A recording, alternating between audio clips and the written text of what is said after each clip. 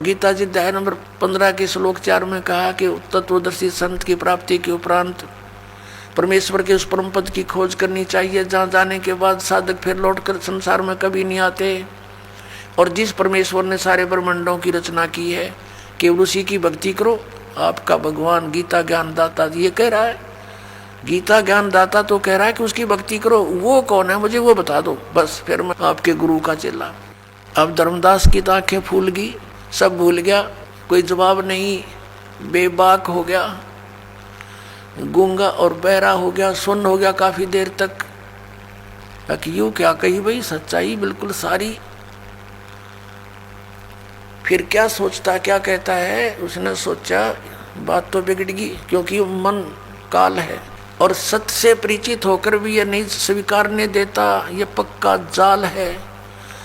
अब धर्मदास ने विषय बदल दिया, कहने लगा हम वैष्णव साधु हैं, हम जीव हिंसा नहीं करते, हम तो तुम्हारे जैसे शूद्र को निकट भी नहीं बैठने देते, तो क्या बातें बना रहा है, और हम कोई जीव हिंसा नहीं करते। अब उसने देख लिया धर्मदास जी ने कि ये मुसलमान है और ये मांस खाते हैं, तो ये एक टोंट कस दिया कि हम जीव हिंसा नहीं करते हैं और हम किसी का बुरा नहीं करते, हम ऐसे ऐसे अपने लागे बढ़ाई करने।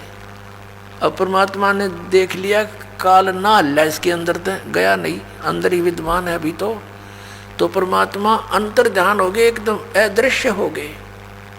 जब सामने से अदृश्य हो जा आदमी, कलेजा हिल जा आदमी का दूसरे का, वो एकदम स्तब्ध हो गया, पसीने आ गए धर्मदास जी के। और सोचा अग ये तो कोई फरिश्ता था, कोई देवता था, कोई सिद्ध पुरुष था, और कितनी अच्छी बातें कह रहा था, सारी सच्ची। मतलब बड़ा निकम्मा। देख, हो सकता है भगवान हो, कहते हैं ना जाने परमात्मा किस वेश में आ जाता है।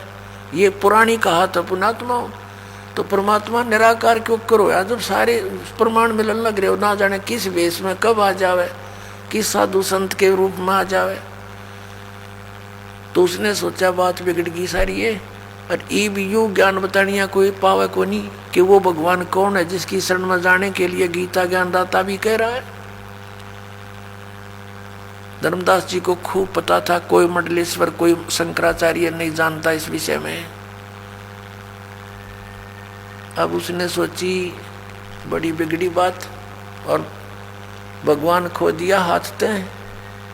अब सारी रात करवट बदलता रहा, ना भक्ति करने दिल करया, ना सुबह लिपा पोती करी। अब सोची अब क्या करूं, ना उस जोड़ में आया सुबह उठ के इसे, तो परमात्मा ने उसी समय दिखाया था कि आप कहते हो जीव हिंसा नहीं करता, तेरे लोटे में देख कुछ जल भर के लाया था जिसमें तो नहा का आया था तालाब में, देख तेरे इस लोटे में कितने जीव इसके अंदर हैं जंतु, और तू नहाता है ना, ये रगड़ रगड़ के मार डाले तने, और कहता जीव हिंसा नहीं करता। अब धर्मदास ने सोचा भी इसमें नहाने का भी कोई फायदा को नहीं, तो कति बात बिगड़ गई। जैसे तैसे उसने स्नान तो किया, कपड़ा छान छून के पानी को, और वक़्त से सोचा रोटी बना और खिसक यहाँ से। अब वो संत मिले नहीं, ये धक्के खाने का कोई फायदा नहीं। उसने वक़्त से उठा, खाना बनाने लगा, लकड़ी कलेक्ट कर रखी थी सामने, उनमें एक मोटी लकड़ी थी, बाकी छोटी सहयोगी लकड़ी लगा के चूल्हा जला दिया, खाना बनाने लगा। और सारी रात बात यही रही है, भगवान एक बार वो महात्मा फिर दिखाई दे, वो महापुरुष फिर मिले, मैं कोई विवाद नहीं करूँगा, बड़े प्यार से ज्ञान पूछूंगा, हे परमात्मा मेरी ये अर्ज अवश्य सुनना प्रभु। ऐसा कहता रहा और साथ में खाना भी बना रहा, भगवान और संत के साथ विवाद से भी पश्चाताप करता रहा। आंखों से आंसू बह रहे थे कि यह कौन बनी मेरे साथ, ये कैसा ज्ञान मुझे सुनाया, किसने सुनाया, कौन था वो। ऐसे खाना बनाते बनाते क्या हुआ, सूर्य उदय हो गया, सुबह सुबह रोशनी सी शीघ्र हो जाती है। उधर से खाना तैयार होने को हुआ, लकड़ी जलती जलती, वह मोटी लकड़ी अंदर से थोथी थी, उसमें चींटियाँ थी, चींटियाँ ब्याई हुई थी, अंडे दे रखे थे, बहुत ढेर सारी थी।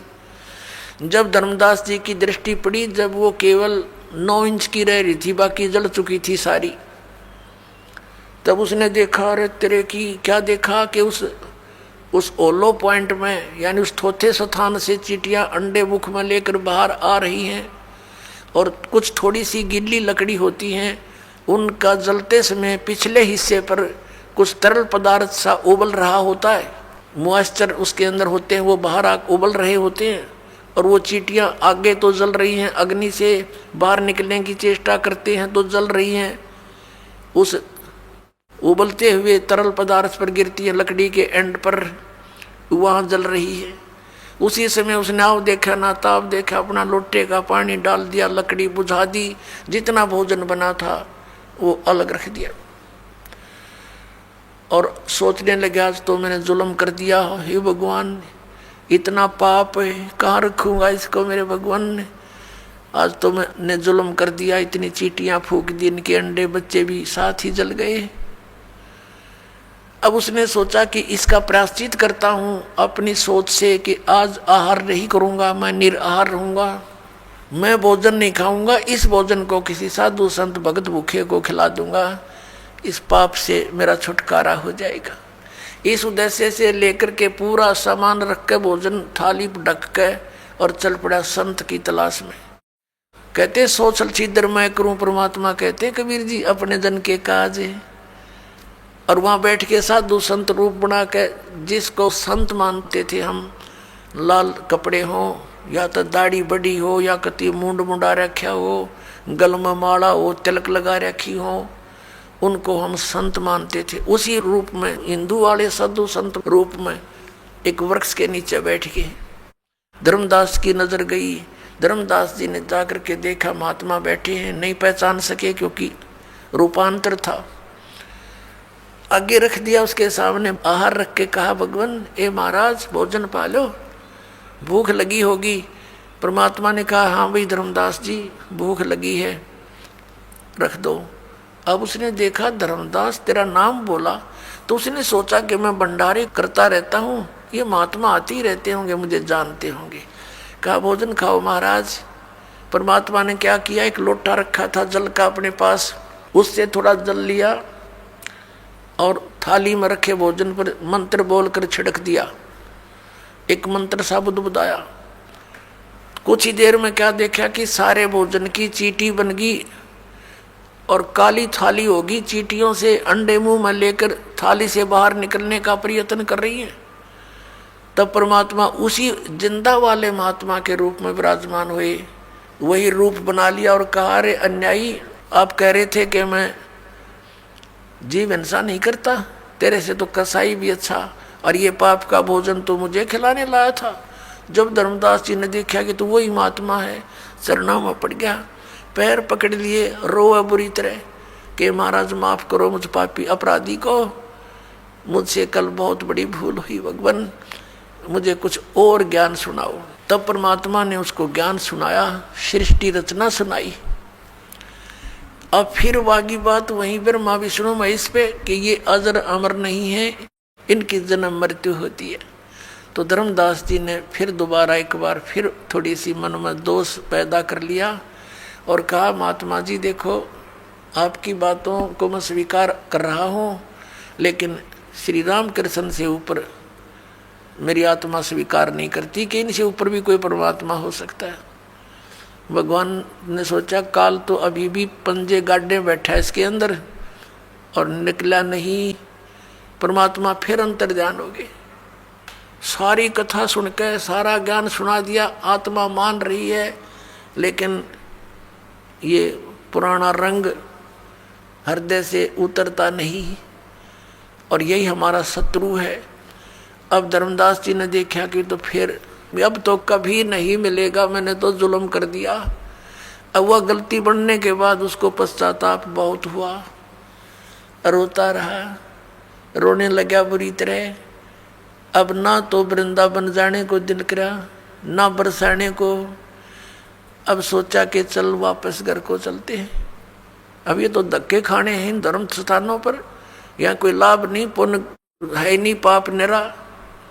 तो परमात्मा ने उस दिन उसको बहुत कुछ समझाया था कि बांधवगढ़ से चलकर आए हो धर्मदास कां जी, और मथुरा तक आने में कितने पाप कर दिए तूने, कितनी दूरी है मथुरा से बांधवगढ़ की।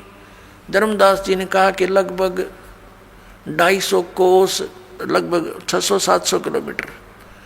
तो वहाँ से यहाँ तक आने में कितने जीव मारे आपने, पैदल आए हो कहाँ जी। तो वो आपके बैड अकाउंट में लिख दिए गए। और पुण्य एक भी कोई ना इस दौड़ में नहाने का, इस तालाब में नहाने का। इसमें पहले मछली कछुए कितने पड़े हैं, ये मोक्ष नहीं हो जाते तेरे आने तो पहले भी इसके अंदर स्नान कर रही है तो बोली आत्मा। तो इस तरह का बहुत सा ज्ञान परमात्मा ने उसको दिया था। उस आधार से उसका हृदय हट गया कि ये तो सचमुच गलत साधनाएं हैं, यह बात बनी नहीं। अब फिर क्या हुआ, रोता हुआ घर को चल पड़ा। अब उसके विषय में आदरणीय गरीबदास साहिब जी को जो परमात्मा ने ज्ञान दिया उसके आधार से कुछ वाणी सुनाते हैं। दर्जन दे का रूप शैल वृंदावन कीनी, तहाँ मिले धर्मदास करत हैं बहुत अधीनी। बहुरंगी बरियाम कामनी कामी सोई, दर सतगुरु का रूप धनी उतरे हैं लोई। आदरणीय गरीबदास साहिब जी को भी परमात्मा मिले थे गांव छुड़ानी, जिला झज्जर, हरियाणा के अंदर, और उनको भी जिंदा महात्मा के रूप में मिले थे। जब गरीबदास जी 10 वर्ष के थे, अपने ही खेतों में, ये किसान यानी जाट जाति में जन्मे थे गरीबदास साहिब जी, अपने ही खेतों में गौवें चरा रहे थे, 10 वर्ष के थे, और भी बहुत से बड़ी उम्र के पाली गवाले थे। तो वहाँ परमात्मा आए थे सतलोक से चलकर जिंदा महात्मा रूप धारण करके, और उस दिन भी उन्होंने कुंवारी गाय का दूध पिया था। फिर गरीबदास साहिब जी की आत्मा को सतलोक लेकर गए थे, फिर वापस छोड़े थे, उनको चिता पर रख दिया था मरा हुआ जानकर, मृत जानकर। उसके बाद चिता से उठकर चल पड़े थे, अग्नि नहीं लगाई थी तब तक। तो उसके बाद आदरणीय गरीबदास साहिब जी ने आंखों देखा परमात्मा की समर्थता, और फिर उनकी दिव्य दृष्टि परमात्मा ने खोल दी थी। उन्होंने अपने उस परमात्मा से प्राप्त ज्ञान के आधार से फिर परमेश्वर कबीर जी की महिमा को कलम तोड़ बोला। अब जैसे श्री तुलसीदास जी ने श्री रामचंद्र जी की रामायण जो लाखों वर्ष पहले घटना घटी थी, वो सारी चित्रात कर दी अपनी लैंग्वेज में, लोकोक्तियों के माध्यम से, और आज सबको मान्य है वही की वही, और वो सच्चाई है। ऐसे ही गरीबदास साहिब जी ने अपनी दिव्य दृष्टि से देखकर सब पहले जो भी मालिक की लीलाएं हुई थी वो सब लिखवा दी, बोल दी, जो आज दास आपको पढ़कर सुना रहा है। दिव्य दृष्टि का अंतर होता है। दिव्य दृष्टि क्या है, जैसे दूरदर्शी होती है, दूरदर्शी यानी दूरबीन बोलते हैं, उसका रेंज होता है। कोई तो ज़्यादा से ज़्यादा 1 किलोमीटर तक का देख सकती है, एक देख ले 100 किलोमीटर का। तो ऐसे इनमें रेंज का अंतर होता है, अक्षमता का अंतर होता है। ऐसे ही गरीबदास जी की जो दिव्य दृष्टि थी वो बहुत पावर की थी। उन्होंने लाखों वर्ष पहले की और कई अरबों युगों पहले की सृष्टि तक की रचना को एज इट इज सुना दिया जो भगवान ने बताया था। तो क्या कह रहे हैं, अपरमात्मा से परिचित थे ही वो। उन्होंने क्या कहा, बहुरंगी वरियाम कामनी कामी सोही, दर सतगुरु का रूप धनी उतरे हैं लोई। सतगुरु का रूप धर के, एक तत्वदर्शी संत का रूप धारण करके, धनी, धनी माने खुद मालिक, सबके मालिक, धनी माने मालिक, सबके मालिक, वो धनी उतरे हैं लोई। वो परमात्मा कबीर जी आए थे धर्जन दे का रूप शैल वृंदावन कीनी, तहाँ मिले धर्मदास करत हैं बहुत अधीनी। धर्मदास जी बहुत प्यार से बोला करते थे, भगत थे वो। परम उजागर रूप ध्यान बहुरंगी बाना, तहाँ मिले धर्मदास आचार विचार दीवाना। कौन तुम्हारी जात कहाँ से आए स्वामी, पूछे पुरुष कबीर धनी साहेब नीकामी। अब परमात्मा ने देखो पुण्यात्मा, वो हमारे मालिक हमारे लिए कितने भटक रहे हैं, दुख पा रहे हैं, हमें अपनी शरण में लेकर के सुख देने के लिए, सतलोक ले जाने के लिए, आपका सर्व संकट नाश करने के लिए आपके निकट आना चाहते हैं, लेकिन हमने ज्ञान गलत ग्रहण कर रखा है, जिस कारण से हम भगवान को पहचान नहीं पाते। परमात्मा ने आकर क्या कहा, कौन तुम्हारी जात कहाँ से आए स्वामी। धर्मदास जी को, उस जीव को, 2 कौड़ी के जीव को वो परमेश्वर आकर कहता है, कहाँ से आए स्वामी। हे स्वामी जी, स्वामी का अर्थ क्या होता, मालिक। ए स्वामी जी, हे मालिक, कहाँ से आए आप। और जब उसने सीधा बोला तो वो सुने नहीं, क्योंकि उसमें तो काल भरा था पूरा। तो क्या बोलते हैं परमात्मा, कौन तुम्हारी जात कहाँ से आए स्वामी, पूछे पुरुष कबीर धनी साहेब नीकामी। पूछे धनी कबीर साहेब नीकामी, उसका कोई स्वार्थ नहीं, फिर भी हमारे लिए भटकते रहते हैं। अब धर्मदास जी बताते हैं, हम वैष्णो बैरागी धर्म में सदा रहा ही, सुधर न बैठे संग कल्प ऐसी मन माही। सुन जिंदा मम ज्ञाने को अधिक आचार विचार, अमरी करनी जो करे उतरे भवजल पार। श्रीमद् भगवत गीता अध्याय नंबर 4 के श्लोक नंबर 25 से लेकर 30 तक वर्णन किया है कि कोई तो देवताओं की पूजा करता है, कोई केवल सदग्रंथों के स्वाध्याय करके ही करता रहता है, कोई योग आसन ही करता है, कोई अहिंसावादी यानी तीक्ष्ण व्रत धारण करता है, मुंह पर पट्टी बांध कर नंगे पैरों घूमता है, और कोई किसी प्रकार से साधनाएं करता है, कोई हठ योग करता है, घोर तपस्या करता है, और सभी अपनी अपनी साधनाओं को, उपासनाओं को पाप नाश करने वाली मानते, यानी श्रेष्ठ मानते। तो ऐसी धर्मदास जी बताने लगे कि जो हम बतावे ना, ऐसी क्रिया कर ले, उसका मोक्ष हो जाता है, कल्याण हो जाता है, भवसागर से पार हो जाता है। सुन जिंदा मम ज्ञान को, धर्मदास जी कहते हैं, हे जिंदा महात्मा, हे जिंदा सुन मेरे ज्ञान को। अधिक आचार विचारे, हमारी करनी जो करे उतरे भवजल पार। बोले धनी कबीर सुनो वैष्णो बैरागी, कौन तुम्हारा नाम गाम कहिए बड़भागी। परमात्मा कहते हैं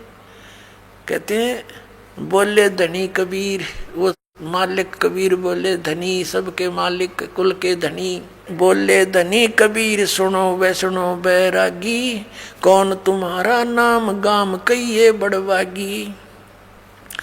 कौन कौम कुल जात कहाँ को गमन किया है, कौन तुम्हारी रेस किन्हें तुम नाम दिया है। कौन गुरु बनाया आपने, कौन तुम्हारा ज्ञान ध्यान सुमरण है भाई, और कौन पुरुष की सेव कहाँ समाधि लगाई। किस भगवान की सेव माने पूजा करते हो और कहाँ समाधि लगाते हो तुम।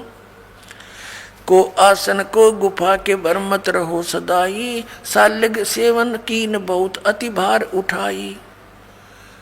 आपका कोई निश्चित स्थान है, कहीं कोई गुफा में रहते हो, या ऐसे ही रमते राम हो, घूमते फिरते रहते हो, और शालिग्राम आपने ले रखा, बहुत वजन उठा रखा है मूर्ति का। झोली झंडा धूप दीप तुम अधिक आचारी, बोले धनी कबीर भेद कहियो ब्रह्मचारी। हमको पार लंघावे ही परम उजागर रूप, जंद कहे धर्मदास से तुम हो मुक्ति स्वरूप। देख परमात्मा ने कहा कि हमको पार लंघाइयो, हमारा उद्धार करियो, हमें पार करियो। आप तो बहुत अच्छे महात्मा नजर आते हो। हमको पार लंघावे ही परम उजागर रूप, जंद कहे धर्मदास से तुम हो मुक्ति स्वरूप।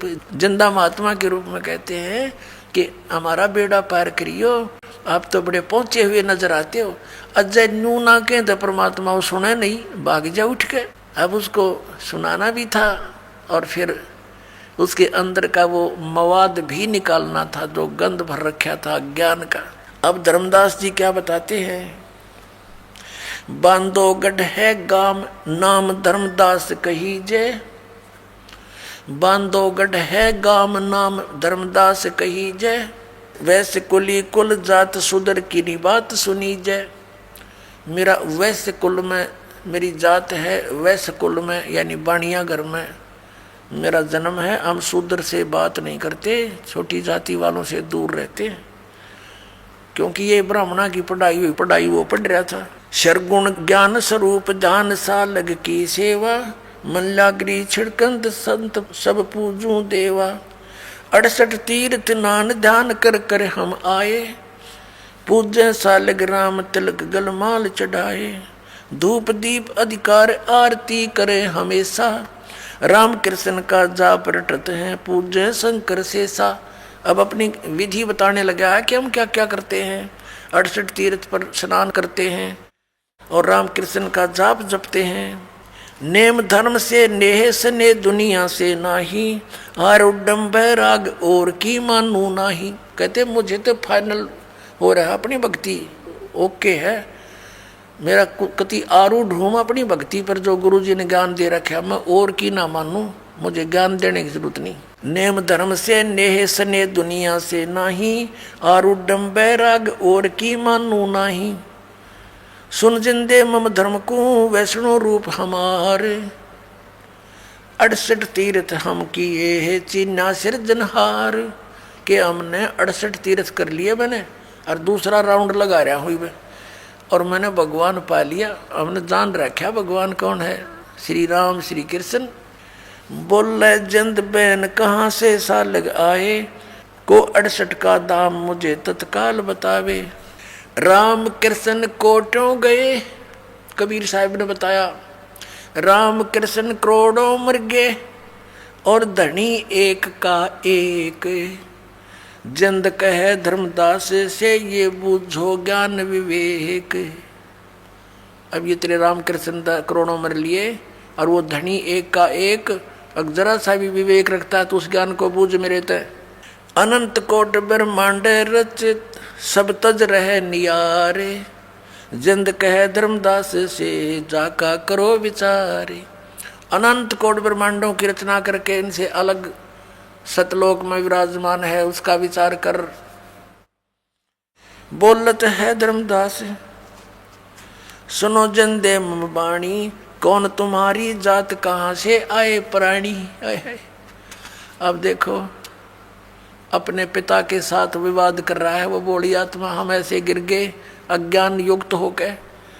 अब परमात्मा तो उसको स्वामी जी कह रहे हैं और वो स्वामी जी बना बैठा 2 कौड़ी का जीव, और क्या कहता है तुम कहाँ से आए प्राणी। हे जीव तू कहाँ से आया, धर्मदास जी कह रहे भगवान को। बोलत है धर्मदास सुनो जिंदे मम बाणी। कौन तुम्हारी जात कहाँ से आए प्राणी। अब धर्मदास जी कह रहे हैं सरगुण सेवा सारे है। सेवा माने पूजा, सरगुण जैसे मूर्ति पूजा करते हैं भगवान की बना करके। सरगुण सेवा सारे है निर्गुण से नहीं नेहे। सुन जिंदा जगदीश तू हम शिक्षा क्या दे। अब परमात्मा क्या कहते हैं, बोले जिंद कबीर सुनो बाणी धर्मदासा। हम खालक हम खलक ये सब हमरा प्रकाशा। हम खालक रचने वाले, हम खालक और ये खलक सब हमारा बना हुआ है। मैं पूर्ण परमात्मा हूँ। हमसे चंद्र सूर, हमसे ही पानी और पवना। हमसे धरणी आकाश रहे हम 14 भवना। हम रचे सब पाषाण नदी ये सब खेल हमारा। अचराचर बहु खान बनी बहुविध 18 बहारा। हम सृष्टि संजोग वियोग विजोग किया बहुभांति। हम ही आद अनंत हम हैं अवगत के नाती। हम ही माया मूल हम ही हैं ब्रह्म उजागर। हम ही अदर बस हैं हम ही हैं सुख के सागर। अब भगवान ने सारा भेद खोल दिया, पर हम तो बाल बुद्धि के हो गए अज्ञान ग्रहण करके। परमात्मा सामने बैठे हैं और कह रहे हैं कि सब मैंने रचा है। ये जिन पत्थरों की मूर्ति तू लिए फिरता ये पत्थर पाड़ मैंने रचे हैं, तो हमारी पूजा कर, इनको त्याग दे भाई। हम साहेब सतपुरुष हैं ये सब रूप हमारे। जिंद कहे धर्मदास से हम पूर्ण करता रे। बोलत है धर्मदास सुनो सर्वंगी देवा, और दीक्षित पिंड और प्राण कहो तुम अलख अबेवा। एक तो तू परमात्मा कहता है, तेरे सारा शरीर दिखाई देता है, वो भगवान तो निराकार है।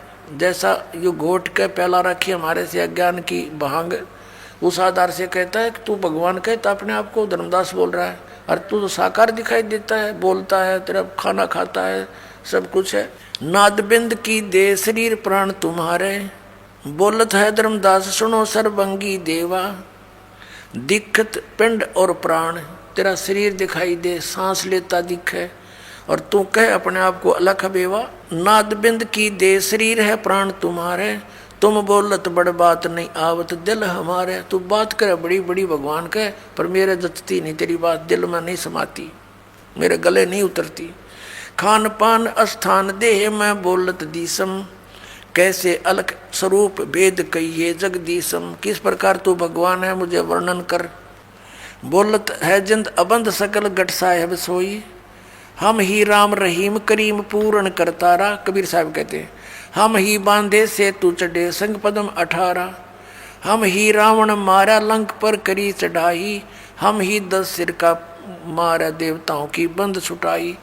अब परमात्मा कहते हैं तुम जिस राम श्री कृष्ण के ऊपर आश्रित हो, जब श्री रामचंद्र जी हार चुके थे, थक चुके थे, रावण मर नहीं रहा था, और जब जीव हार लेता है परम पिता को याद करता है, कोई परम शक्ति है, तो उसके पूर्व संस्कार उस पूर्ण परमात्मा स्वयं जाते हैं और गुप्त रूप में कहते हैं हमने ही रावण मारा था, राम के बस का ना था वो मारना।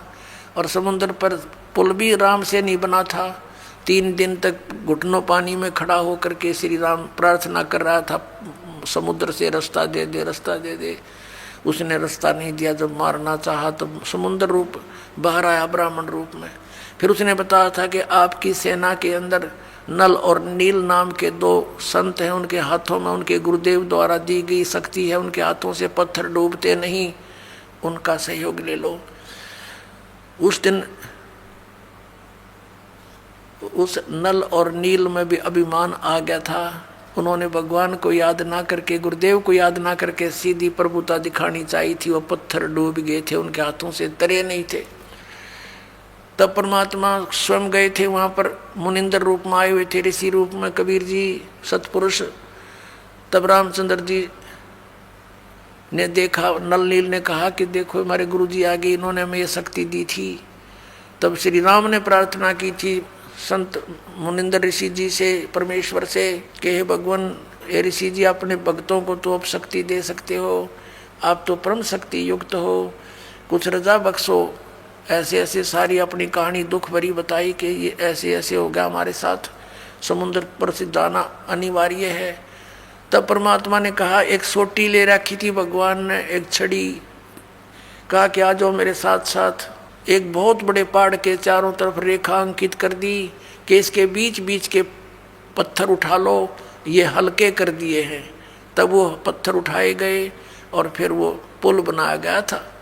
पुण्यात्माओं, सच्चाई से हम कोसों दूर हैं, सच्चाई का हमें पता नहीं। कहते जगत का पेख ना पेखा, धनी का नाम ना लेखा। अब क्या बताते हैं, हम ही रावण मार लंक पर करी चढ़ाई, हम ही 10 सिर मारे देवता की बंद छुटाई, हम ही राम रहीम करीम पूर्ण करतारा, और हम ही बांधे सेतु यानी पुल हमने ही बनाया था, और चढ़े संग पदम 18। बोलत धर्मदास जिंद जननी को थारी, कौन पिता प्रवेश कौन गति रहन अधिकारी, क्यों उतरे कलमा ही कहो सब भेद विचारी, तुम निज पूर्ण ब्रह्म कहाँ अनपान आहारा।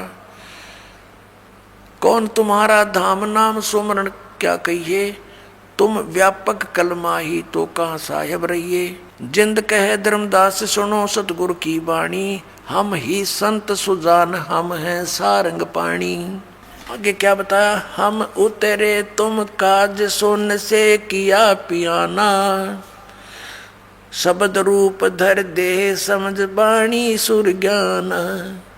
अब परमात्मा वही बात बोल रहे हैं जो वेद बता रहे हैं कि हम उतरे तुम काज, तुम्हारे लिए, तेरे लिए उतरा पुण्यात्माओं समझाने के लिए, और सुन से उस सतलोक से जहाँ और कोई नहीं परमात्मा रहते हैं, उस आसपास जो शून्य स्थान से पार, वहाँ से यानी सतलोक से किया पियाना, वहाँ से प्रस्थान करके आया हूँ मैं सतलोक से तुम्हारे कारण।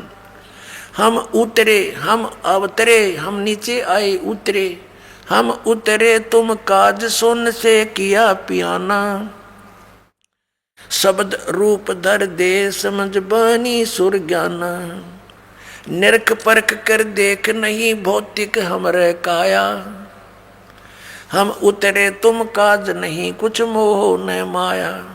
अब परमात्मा कहने लगे देख मेरा शरीर टच करके देख, ये तेरे जैसी ये आड़चाम का शरीर नहीं मेरा। जैसे यजुर्वेद अध्याय नंबर 40 के मंत्र नंबर 8 में कहा कि शुक्रम अकायम ऐसनाविरम,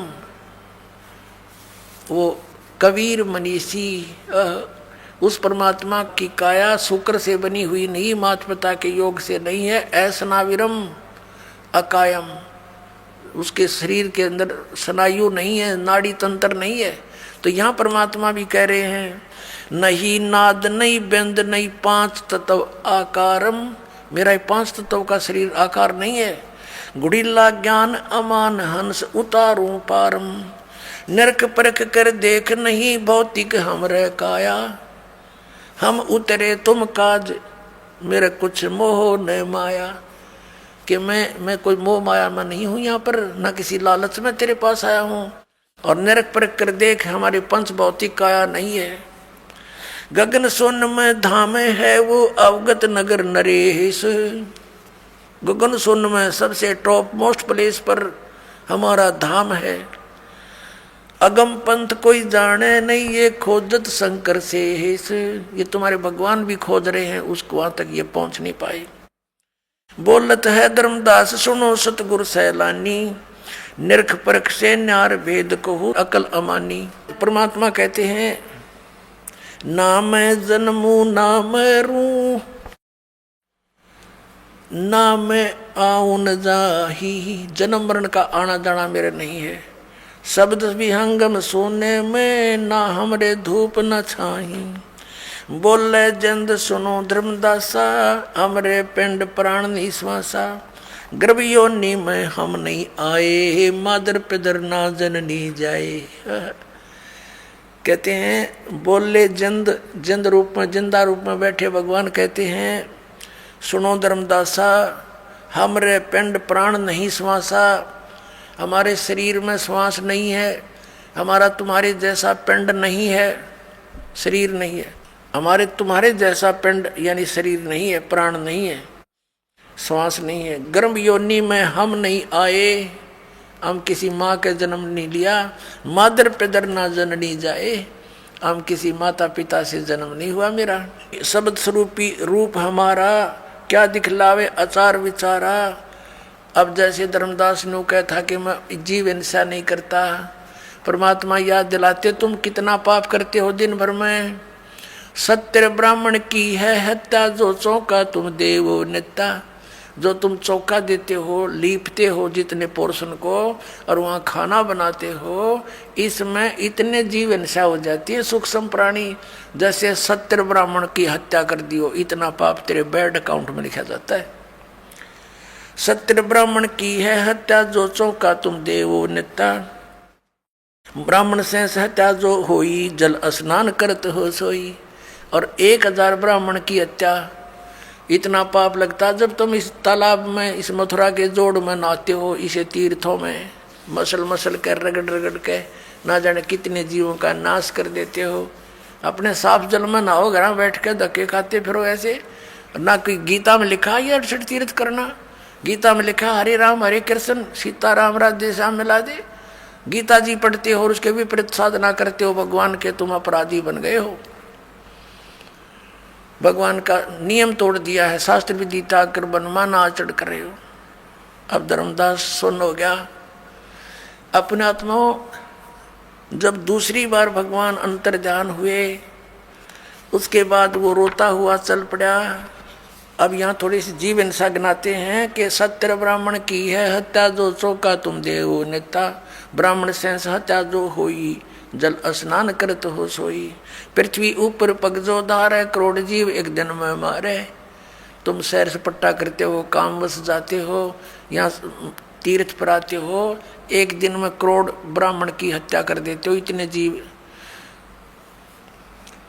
करोड़ जीव एक दिन में मारे, घूमन फिरन में 1 करोड़ जीव मार देते हो, और वो तुम्हारे बुरे अकाउंट में लिखे जाते हो। और इस तालाब में इस तीर्थ मान का पुण्य तो एक भी को नहीं, क्योंकि गीता में प्रमाण नहीं, तो वो यूजलेस है, वो दंत कथा है। और तुम पाप नरे इकट्ठे कर लिए बहुत गने, तो पुण्यात्मा ये मार्ग ठीक नहीं। फिर क्या बताते हैं, कहते खान पान में दमन प्राणी, कैसे पाओ मुक्त निशानी। तुम कहते हो ना भी हम जीव निशा नहीं करते, और रोटी खाते हो, खान पान में भी बनाते समय जीव जले और खाते समय जीव मरे, तो कहते तुम कैसे मोक्ष प्राप्त करोगे इस तरीके से। और जो मंत्र हैं तुम्हारे वो यूजलेस है, वो गीता जी में प्रमाणित नहीं है। अब क्या बताते हैं, अब धर्मदास जी जो परमात्मा अंतर ध्यान हो गए, दूसरी बार फिर बुरी तरह रोए, हे भगवान ये तो बहुत बुरी बनी है परमात्मा। तावा रोवत धर्मनी नागर, कहाँ गए मेरे सुख के सागर। जब परमात्मा अंतर ध्यान हो गए तो फिर रोने लगा धर्मदास। फिर जो परमात्मा ने सारा ज्ञान दिया, तो उसके बाद उसने फिर भी खरपतवार रहा। तीसरी बार जो परमात्मा अंतर ध्यान हुए, तब उसने क्या कहा, धर्म कह सुन जिंद तुम, हम पाए दीदार। गरीबदास नहीं कसर कुछ, उगड़े मोक्ष द्वार। फिर क्या कहता, त्रिदेवन की महिमा अपारम, ये है सर्वलोक करतारम। अब वो अंदर का गंध फिर उछल गया, उसके अंदर भरा हुआ था ज्ञान। क्या कहता, त्रिदेवन की महिमा अपारम, ये है सर्वलोक करतारम। सुन जिंदा क्यों बात बनावे, झूठी कहानी मोहे सुनावे। मैं ना मानू बात तुम्हारी, मैं सेवत हूँ विष्णुनाथ मुरारी। गौरी शंकर गणेश मनाऊं, इनकी सेवा सदा चतलाऊं। जब उसने तीसरी बार ये बकवाद करी, परमात्मा कहते हैं, गरीबदास साहिब जी लिखते हैं, तावाली न बहे निर्वाणी, मगन रूप साहेब सैलानी। कहते हैं फिर परमात्मा तीसरी बार अंतर ध्यान हो गए, छुप गए। तावाली न बहे निर्वाणी और मगन रूप साहेब सैलानी। अब फिर क्या करते हैं, धर्मदास जी वापस चल पड़े घर को। कहते हैं, तावा रोवत धर्मनी नागर, कहाँ गए मेरे सुख के सागर। अब ये मन बकवाद अवश्य कर देता है, वाद विवाद बहुत करता है। जब इसको परमात्मा मिलने के चांस होते हैं, ये अड़ियल घोड़े की तरह अड़ जाता है। और पहले किसी ने जैसी भी लोक वेद दंत कथा सुना रखी है, सहर स्वीकार कर ली, नो बैठ के हाँ सही है। और यहाँ सच्चाई बताई जाती है, यूँ खड़ा हो जाता, कति ऐसे घोड़ा अड़ के खड़ा हो जाता है, नहीं ऐसे कैसे ऐसे कैसे। और जब सारा डंगा इकट्ठा करें फिरे थे, कोई कुछ भी कह देता था, वो स्वीकार्य था, क्योंकि इसको पता लग गया कि यहाँ तो इसका कल्याण हो जाएगा। इसलिए सैकड़ों खरपतवार भर देता है, खुरापात भर देता है, खड़े कर देता है। लेकिन ये समर्थ है परमात्मा, हमारा परमात्मा मालिक है, ये कोई भी शंका इस मन के नहीं छोड़ेगा, आखिर में इसकी देह ही तोड़ेगा। कहते तावाली न बहे निर्वाणी, मगन रूप साहेब सैलानी। तावा रोत धर्मनी नागर, कहाँ गए मेरे सुख के सागर। फिर रो रहा है और कह रहा, कहाँ गए सुख सागर।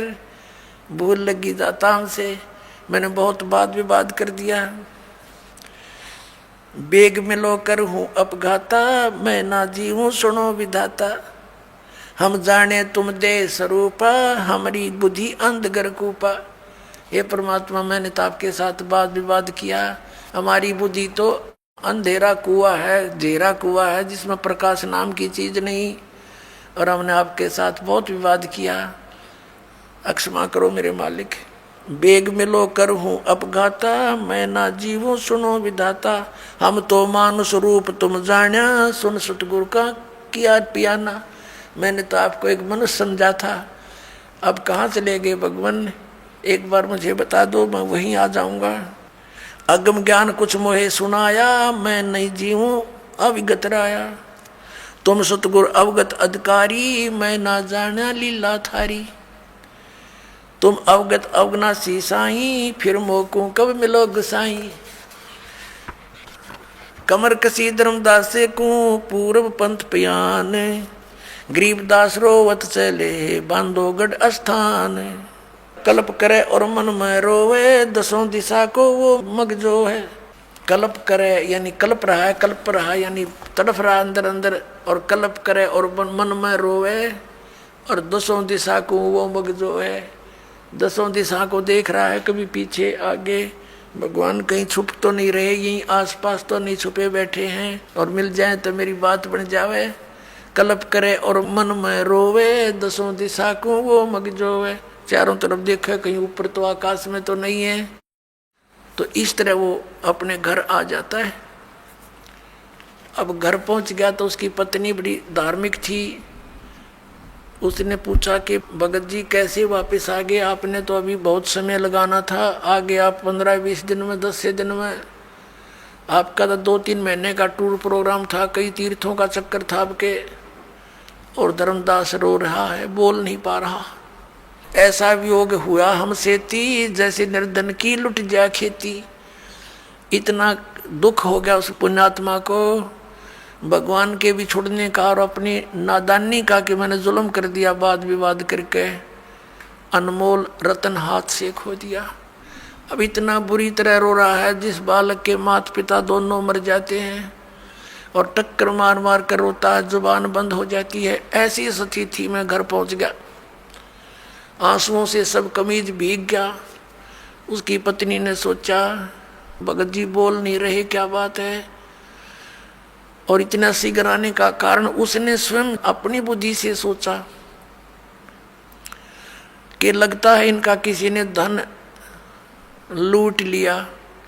जो पैसा यात्रा में लेकर गए थे खर्च, वो किसी ने जिसका ठग लिया, चोरों ने चोरी कर ली दिखे, और इसलिए रो रहा है। क्योंकि आमनी देवी जो श्री धर्मदास जी की धर्मपत्नी थी, उसको मालूम था कि मैं थोड़ी सी कंजूस हूँ, और भगत जी धर्म में दोनों हाथों से पैसा खर्च करते हैं।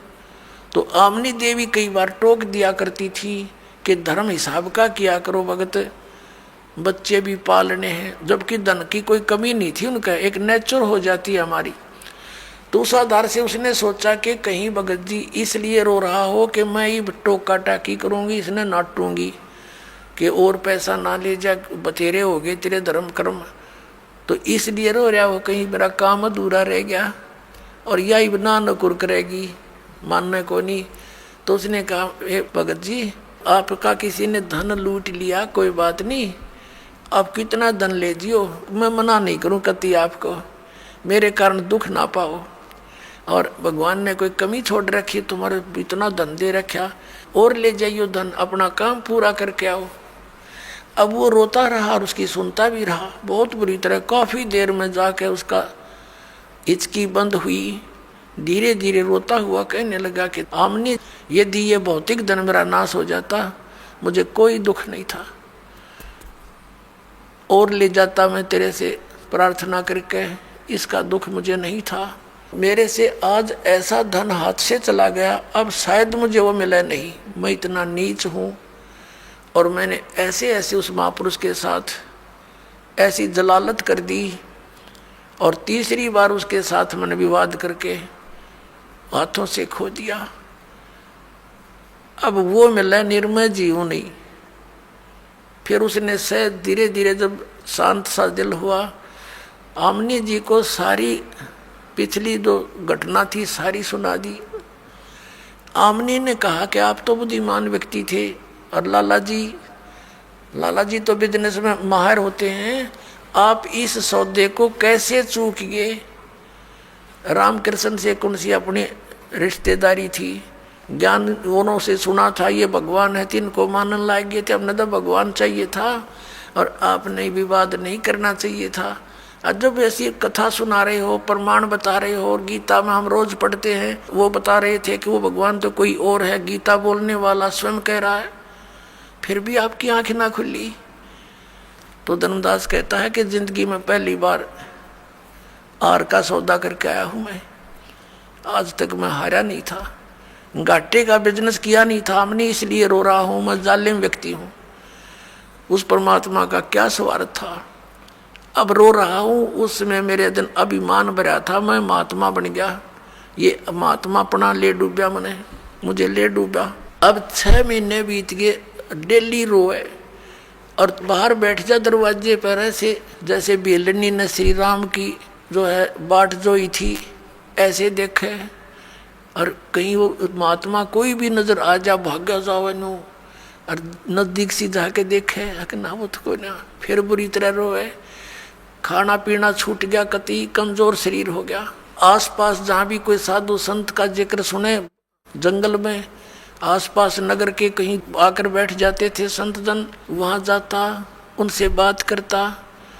एक दिन पता चला बहुत अच्छे महात्मा आए हैं, बड़ा ज्ञान प्रचार कर रहे हैं, बनी में बैठे हैं वहाँ ऐसे ऐसे तालाब के ऊपर। वहाँ गए, प्रणाम किया, उन्हें देखा हो सकता है रूप बदल कर आगे हों। उसने पहचान के लिए प्रश्न किया कि ब्रह्मा विष्णु महेश के माता पिता कौन है, क्या ब्रह्मा विष्णु महेश जी की जन्म मृत्यु होती है? तो उस महात्मा ने कहा नहीं, वो तो अजर अमर है, सर्वेश्वर है, महेश्वर है। जान गया कि रॉन्ग नंबर। ने बोला कि ये तो कौन रॉन्ग नंबर है, तो कि वो बोली बोला जो हम पहले गुण गाया करते सुनते थे। उठ के आ गया, फिर रोया खूब। एक दिन परमात्मा ने प्रेरणा करी उसकी पत्नी के अंदर।